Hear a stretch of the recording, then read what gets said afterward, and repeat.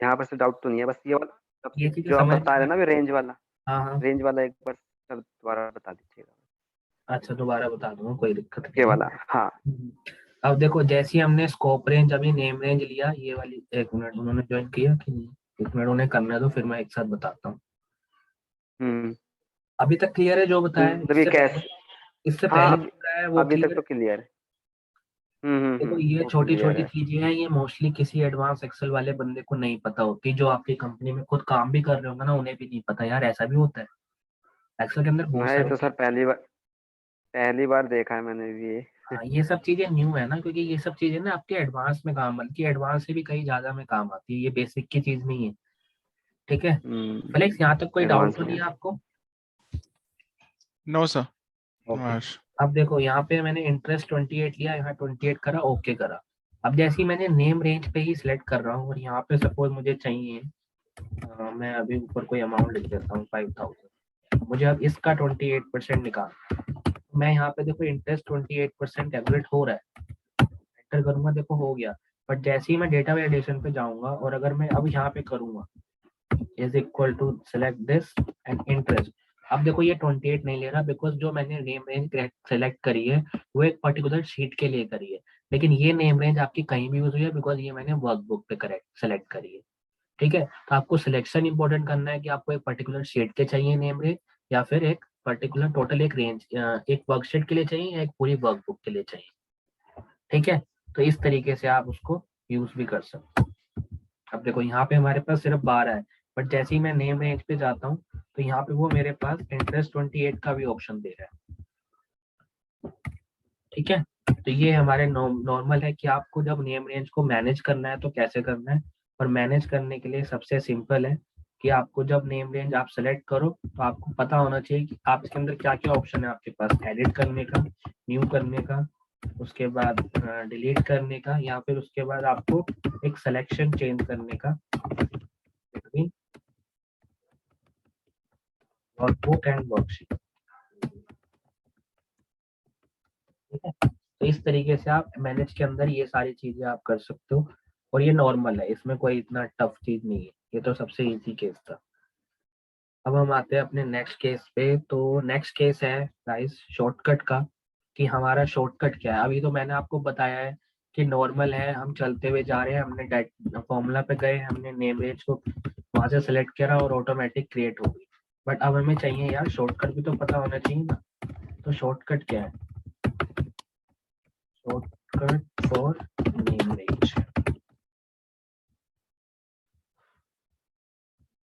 ठीक है। तो पहला जो शॉर्टकट है वो है हमारा F3।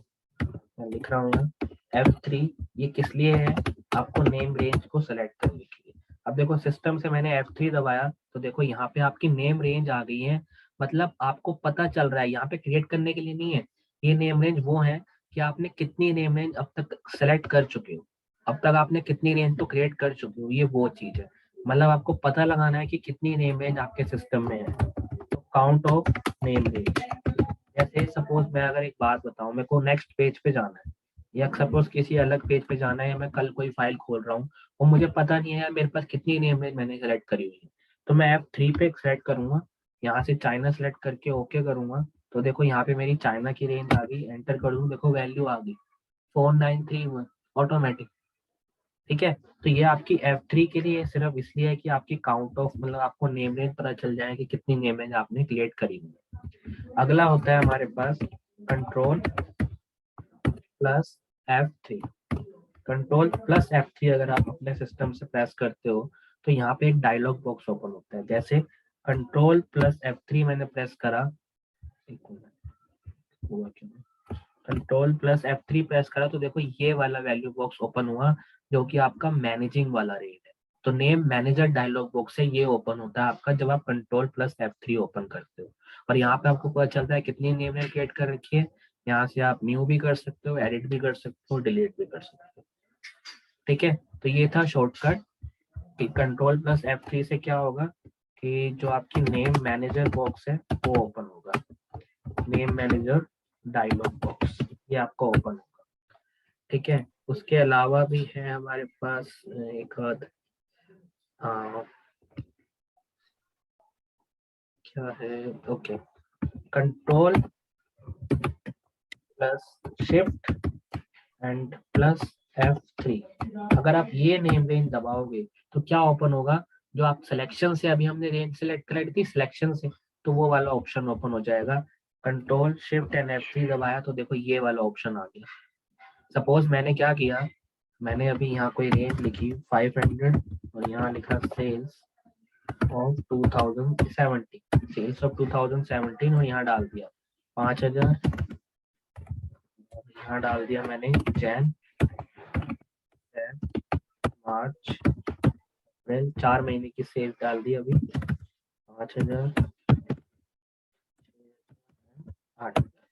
अब मैंने क्या करा, इस पूरे को सिलेक्ट करा नीचे तक, कंट्रोल शिफ्ट और F3 दबाया, देखो ये वाला पेज ओपन हो गया, क्रिएट नेम रेंज सिलेक्शन, क्योंकि सिलेक्शन से है और ये मेरे से पूछ रहा है टॉप रो या लेफ्ट कॉलम, तो मैं बोल रहा हूँ दोनों से कर दे। ओके, अब मैं जहाँ जाऊंगा तो देखो मेरे पास और नई रेंज सेलेक्ट हो गई, सेल्स 2017 ये वाली। अब जब अगर मेरे को सम करना है सेल्स ऑफ 2017 का, तो मैं सिंपल कर सकता हूँ sum of sales 2017 and just enter, देखो 24,000। लेकिन अब मुझे सम चाहिए ओनली फॉर जनवरी का, या एवरेज चाहिए फॉर जनवरी की। तो अभी तो देखो जनवरी हमारे पास एक ही मंथ है, लेकिन अगर मैं सपोज यहाँ सेल्स पे जाऊँ या 18 19 2 मंथ और ऐड कर दूं, अगर 18 और यहाँ पे गया तो 19, यहाँ पे और वैल्यू डाल देते हैं हम।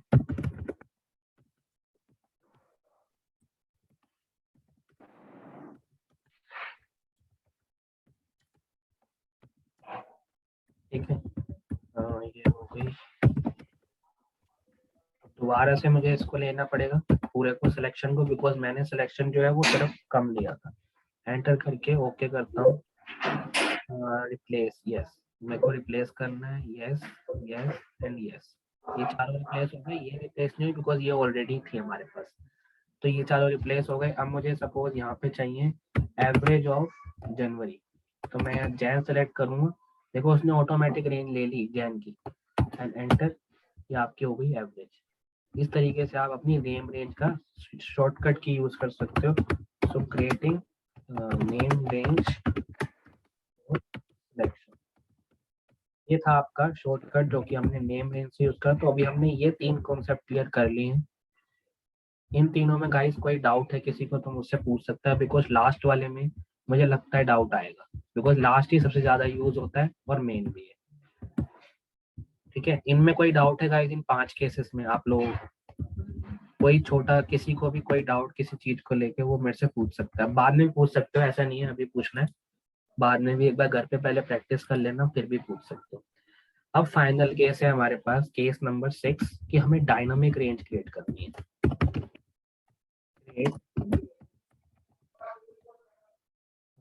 Dynamic range, case number 6।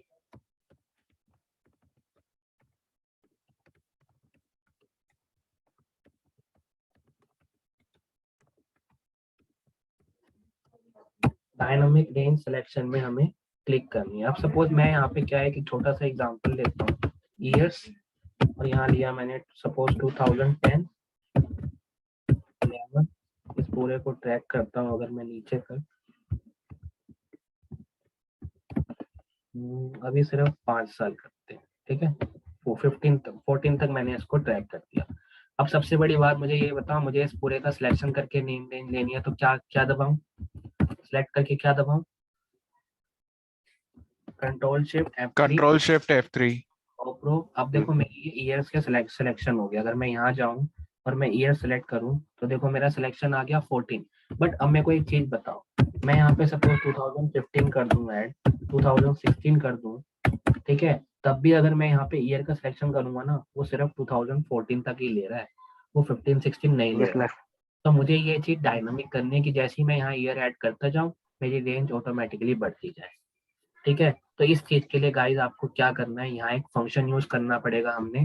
तो पहला फंक्शन का नाम यूज करते हैं हम creating name range with offset function, name range with offset function, इसे हमने डायनामिक बनाना है, मतलब ये ऑटोमेटिक चेंज हो जाए, हमें ऐसा बनाना है।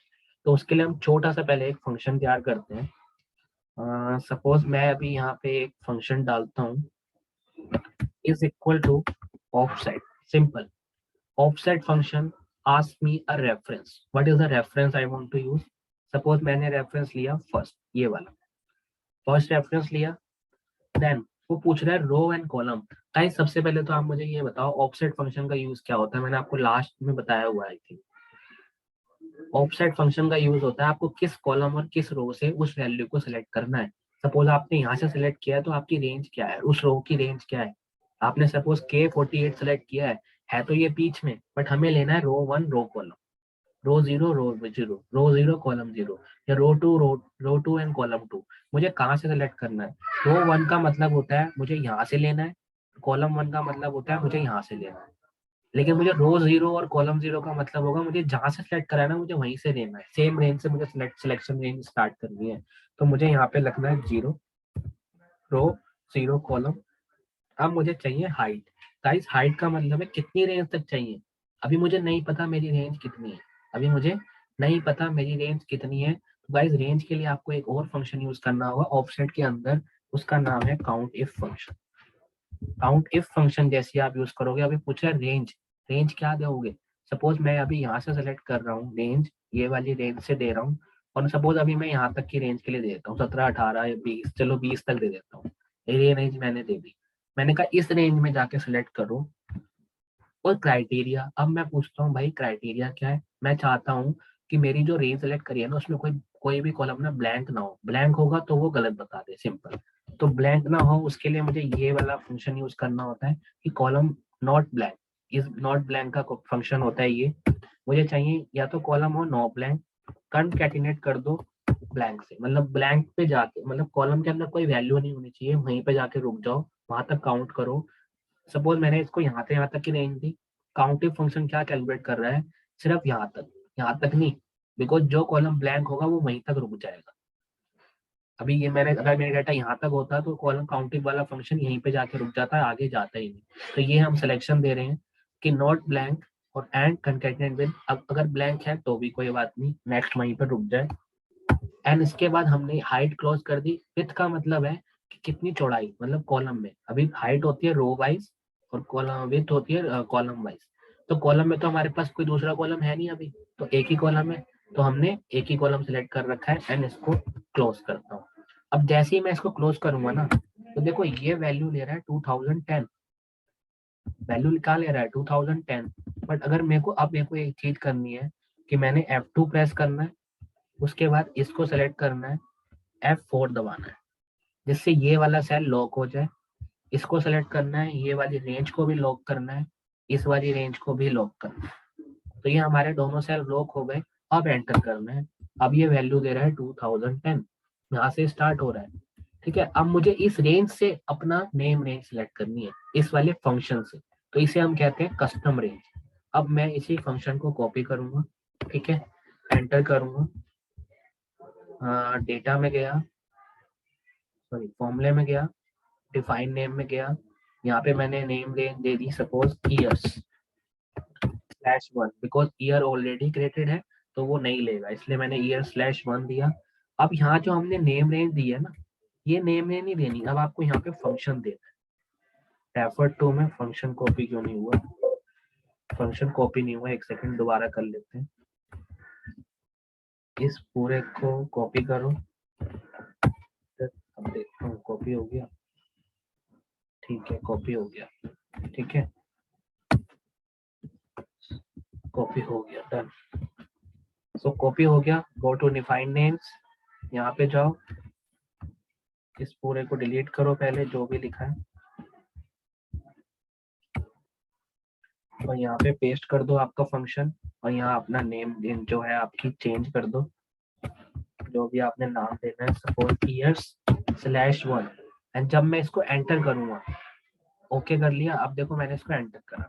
अब अगर मैं यहाँ से नेम रेंज सेलेक्ट करूंगा ना, ईयर्स कहाँ गया, ईयर्स 1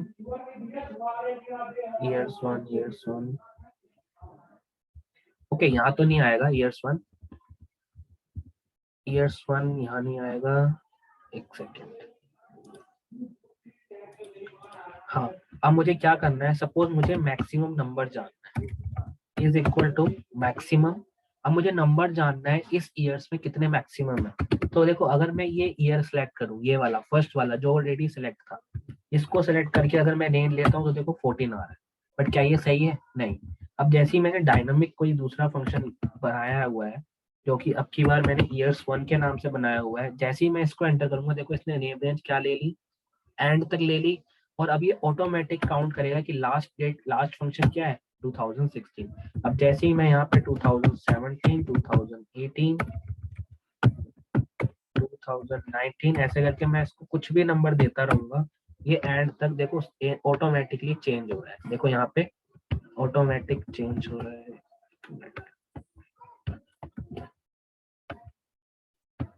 देखो लास्ट वाला ऑटोमेटिक चेंज हो रहा है, बट ये नहीं हो रहा और ये भी नहीं हो रहा, बिकॉज यहाँ पे हमने नहीं सिलेक्ट किया हुआ ऐसा कुछ।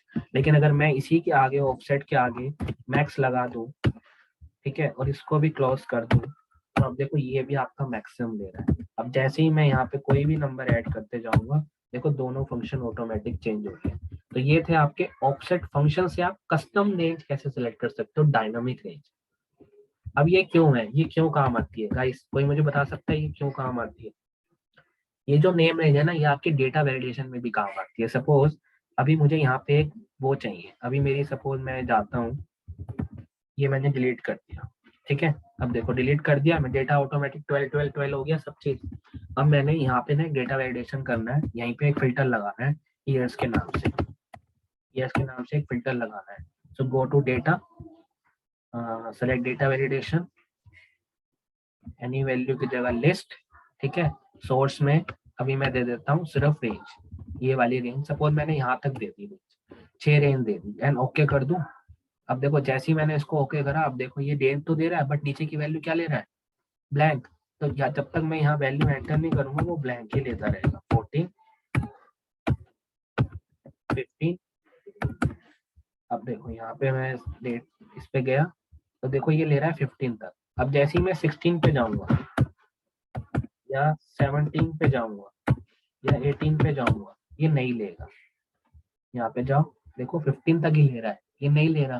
तो यहाँ पे भी डायनामिक के लिए आपको क्या करना होगा, इसी सेम फंक्शन को जाओ, यूज करो, और फिर देखो कैसे नहीं लेगा, ये लेगा। Not as maximum, I need only, enter करो। अभी मैं मैक्सिमम इसमें से हटा रहा हूँ because I don't want maximum first,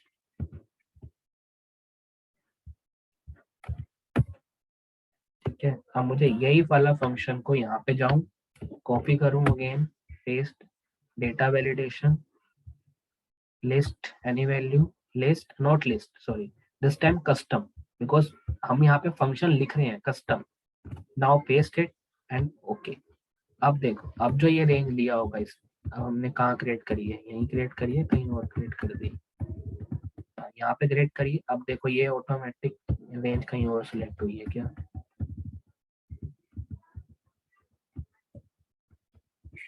कोई नहीं, एक बार दोबारा करते हैं। यहाँ पे जाके डेटा वैलिडेशन, एनी कस्टम, उसके बाद यहाँ पे गए, पेस्ट करा एंड ओके। क्या क्यों नहीं हुई, एक second,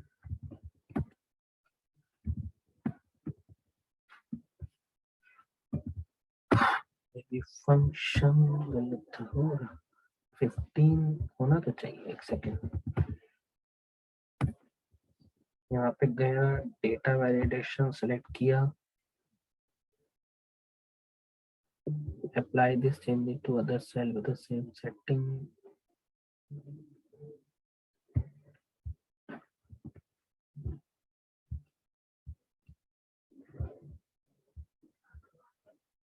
list, offset function, okay.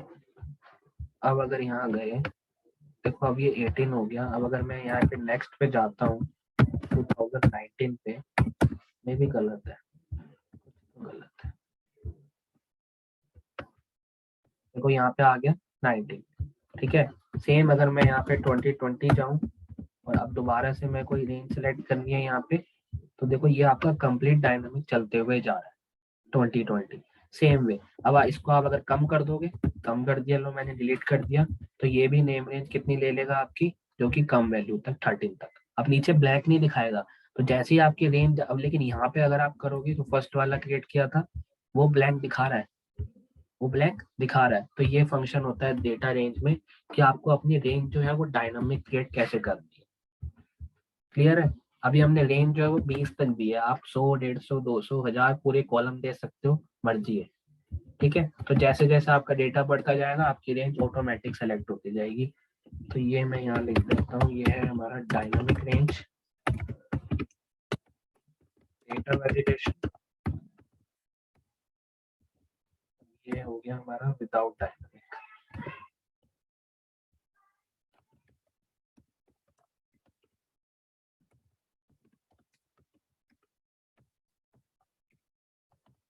ये हमारा हो गया सिलेक्शन वाइज। ठीक है, तो ये हमारा हो गया सिलेक्शन वाइज, जिसे मैं वो कर देता हूँ ताकि पता रहे कि यहाँ पे हमने क्रिएट करे। ठीक है, अब मुझे बताओ गाइस, इस चीज में कोई डाउट है किसी को कि ऑफसेट फंक्शन से हमने क्रिएट करना सीख लिया ही। अब लास्ट फंक्शन है जो कि इंडेक्स, इसमें कोई डाउट किसी को? प्रमोद, फ्रांसिस, आपको? नहीं। नहीं। एक बारी प्रैक्टिस जरूर करना ऑफसेट फंक्शन के साथ, अदरवाइज इसमें अटक जाओगे बीच में। अभी तो नहीं अटकोगे, लेकिन जब शुरुआत में प्रैक्टिस नहीं करोगे तो अटक जाओगे। ठीक है, तो ये हमारा ठीक है। फंक्शन है। अब एक फंक्शन और हम करते हैं जो कि लास्ट है हमारा इस वाले रेंज का, नेम रेंज का, और वो आता है हमारा इंडेक्स से। उसे भी हम सेम चीज यूज करते हैं। सपोज मैंने यहाँ से अभी इसको लिया, यहाँ तक की रेंज सेलेक्ट कर ली, इसको और नीचे ले, यहाँ तक लिया। इसमें भी सेम वही फंक्शन है, बस ऑफसेट की जगह इंडेक्स यूज हो जाना है और कुछ डिफरेंस नहीं है। Is equal to index. ठीक है, अब ये पूछ रहा है एरे। अब लास्ट टाइम उसने पूछा था ऑफसेट फंक्शन में रेंज, ये पूछ रहा है आपसे एरे कि क्या रेंज लेनी है। तो मैं बोल रहा हूँ मेरे को रेंज लेनी है ये, यहाँ से यहाँ तक लेनी है सपोज। ठीक है, उसके बाद वो पूछ रहा है सेम वही रो नंबर। अब की बार हमें रो ऑफसेट नहीं देना, रो का वही हाइट और कॉलम देनी है, सिंपल। ठीक है, तो हमें ये चीज देनी है। अब रो नंबर के लिए आपको क्या करना है, यहाँ पे काउंट इफ फंक्शन यूज करो, सिंपल, जो हमने अभी किया था जस्ट। काउंट इफ फंक्शन, फिर से सेम रेंज सेलेक्ट कर लो, फिर से सेम रेंज सेलेक्ट कर लो, कॉमा, क्राइटेरिया क्या था वही, equal to does not equal to concatenate with blank and close. जैसे ही हमने इसको क्लोज किया, ये भी हमें सेम आंसर दिया, देखो 2013। बट इसने जो हमें आंसर दिया वो क्या दिया, लास्ट रेंज का, क्योंकि हमने पर्टिकुलर फंक्शन जो लगाया है वो लास्ट रेंज पे लगाया है, बिकॉज यहाँ पे काउंट इफ। बट ये फंक्शन जो आंसर दे रहा था ये हमें फर्स्ट रेंज का दे रहा था, स्टार्ट। तो इसने हमें जो आंसर दिया वो दिया लास्ट रेंज का। बट अब हमें क्या चाहिए, हमें लास्ट रेंज नहीं चाहिए, हमें लास्ट रेंज नहीं चाहिए, हमें क्या चाहिए, हमें क्राइटेरिया रेंज चाहिए कि हमारी क्राइटेरिया रेंज क्या है। इसने हमें दिया लास्ट रेंज, तो हम लास्ट रेंज में अपनी फर्स्ट रेंज को ऐड कर देंगे। कैसे ऐड करेंगे, यहाँ पे फंक्शन में जाएंगे, ये वाला एंटर करेंगे एंड सेमी कॉलम। उसके बाद इसने हमें अब ये फंक्शन बना कि first range to last range. अब मैं एंटर करूंगा, अब देखो ये वैल्यू नहीं दिखा रहा, ये आपको लग रहा है रोंग है, नहीं ये रोंग नहीं है। रोंग करने के लिए देखो अब मैं बता रहा हूँ, अगर अभी ये आपको लग रहा है कि ये रोंग है, नहीं। अब उससे पहले क्या करो, पहले इसको ना फिक्स कर दो F4 से, इसको भी फिक्स कर दो, फिर मैं बताऊंगा ये रोंग क्यों नहीं है। F4, यहाँ पे भी F4, F4 से आपका सेल जो है वो फिक्स हो जाता है। एंड अब एंटर करो, देखो ये बता रहा है वैल्यू रोंग। मुझे पता है रोंग बताएगा, क्यों रोंग बता रहा है, कोई मुझे बता सकता है रोंग क्यों बता रहा है? एनी आइडिया कि ये रोंग आपको क्यों बता रहा है, कोई बता सकता है मुझे? ये दिखा रहा है वैल्यू नहीं है, लेकिन हम जानते हैं ये करेक्ट फंक्शन। अब देखो अगर मैं इसी फंक्शन के ऊपर F2 दबाता हूँ और F2 के बाद पूरे को सेलेक्ट करता हूँ, और सेलेक्ट करने के बाद ना सिर्फ अपने सिस्टम से F9 दबाता हूँ, देखो रेंज दे दी उसने 2010 से 2013। This is the final answer you have. ठीक है, ये आपका फाइनल आंसर है। अब देखो करेक्ट बता दिया, 2010 दे दिया फाइनल आंसर, लेकिन जब आप ऊपर देख रहे हो 10 to 13 दे रहा है। बट अभी आप सोच रहे हो ये फंक्शन रॉन्ग है, लेकिन नहीं। सेम वे इस पूरे फंक्शन को कॉपी करो, एंटर करो यहाँ पे। उसके बाद अब जाओ एक नई रेंज पे, सपोज फॉर्मूला, डिफाइन नेम, इस बार मैं सपोज क्रिएट कर रहा हूँ डायनामिक रेंज, डायनामिक और डायनामिक ई है, इंस्टेड ऑफ पेस्ट यहाँ पे पेस्ट कर दो एंड जस्ट ओके। अब यहाँ पे अगर एक चीज निकाले, maximum of dynamic range, dynamic years 2013, same way अब आप यहाँ ऐड करते जाओ 14, देखो चेंज हो गया, 15 चेंज हो गया, 16 चेंज हो गया, 17 चेंज हो गया। तो जहां तक आपने रेंज दी होगी वो ऑटोमेटिक चेंज करेगा। ठीक है, तो ये हो गया हमारा विद ऑफसेट फंक्शन। मैं यहाँ लिख देता हूँ, ऑफसेट फंक्शन से डेटा चेंज हुआ है। अगला हमारा इंडेक्स फंक्शन से।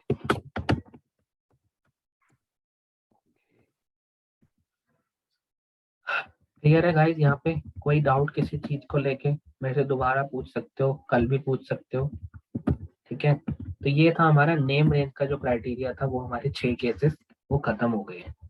इसमें हमारा नेम रेंज में इससे ज्यादा कुछ भी नहीं होता guys, creating, managing, import, shortcut और उसके बाद डायनामिक, ये 4 ही होते हैं। इनके अलावा मुझे नहीं लगता कोई और कुछ आता भी होगा इसमें।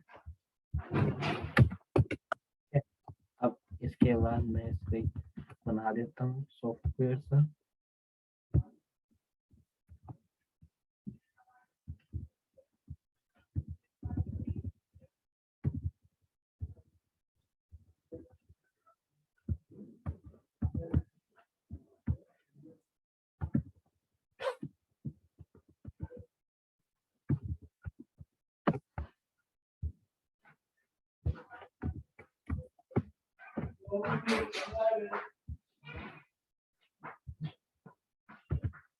प्रमोद अनफ्लेक्स, है कोई डाउट इस चीज में?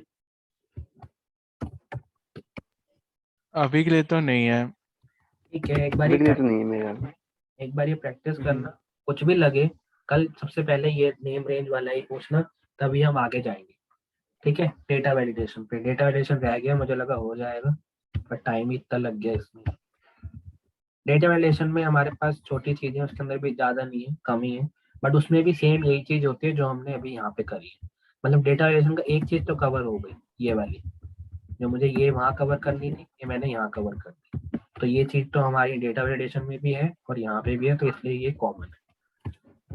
ठीक है, केस नंबर 6 तो कॉमन हो गया, बाकी जो चीजें वो एक्स्ट्रा है, मैं कल कवर करते हैं और भी चीजें। ठीक है, तो ये कुछ एडवांस तरीके हैं, मतलब ये आप किसी भी कंपनी में जाओगे ना भाई, मैनेजर तक को नहीं पता होता यार ये सब चीजें भी होती हैं। मैनेजर तक को नहीं पता होता, मोस्टली मोस्टली कंपनी की बात कर रहा हूँ मैं, जहाँ पे एक्सेल का ज्यादा यूज नहीं होता। हाँ, जहाँ ज्यादा यूज होता है भाई वहाँ तो पता होगा, लेकिन नॉर्मली फंक्शन खुद से क्रिएट करना सीख जाओगे नेम रेंज से भी, तो ये बहुत बेनिफिट है, बहुत आपके काम को ना, मतलब वो बता देता है, क्या बोलते हैं, काम को बहुत फास्ट कर देता है। बार बार लिखने से बच जाते हो, काम को एकदम फास्ट कर देगा। और अपने आप कोई नई चीज बना के देखना, अगर तुमसे कोई नई चीज, कोई एग्जांपल बन पाए अलग अलग, तो बना के कोशिश करना, बन जाएंगे। ठीक है, ठीक है फिर मिलते हैं कल, सेम टाइम पे मिलते हैं। मैं रिकॉर्डिंग वगैरह शेयर कर दूंगा। ठीक है।